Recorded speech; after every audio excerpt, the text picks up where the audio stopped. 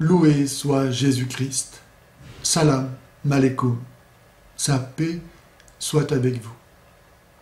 Le peuple juif a été le premier peuple de l'histoire de l'humanité à reconnaître et confesser l'existence et l'unicité de Dieu. Bien que cela ne nécessite pas nécessairement une révélation de la part de Dieu, Dieu, dans sa grande miséricorde, a bien voulu donner cette révélation au peuple juif. En effet, notre intelligence, depuis le péché originel, est obscurcie et ne parvient que difficilement et non sans erreur à atteindre à quelque vérité.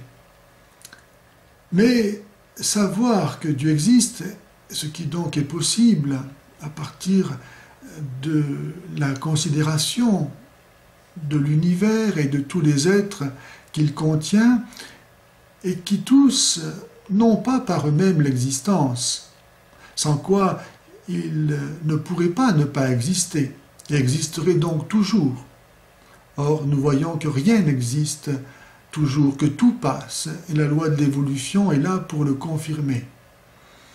Et si donc rien n'existe par soi-même, si rien n'a en lui-même et par lui-même l'existence, donc tout existe par un autre. Et cet autre existe par lui-même.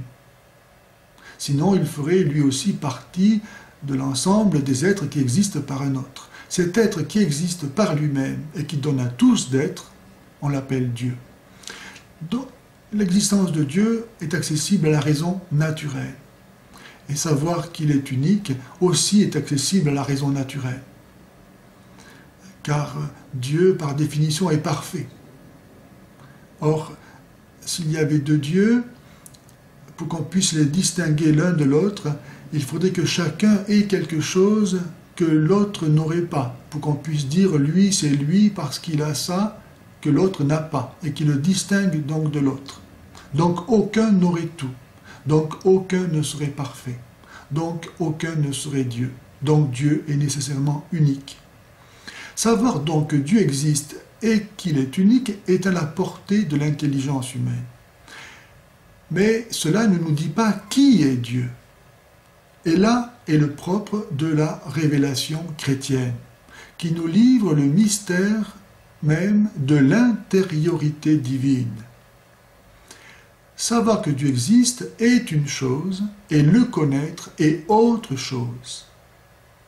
Comme dit saint Jacques dans son épître au chapitre 2 et au verset 19, « Tu crois que Dieu existe, les démons le croient aussi et ils tremblent. » Sans la connaissance du mystère de l'intériorité divine, chacun, sachant que Dieu existe, peut l'imaginer au gré de sa fantaisie.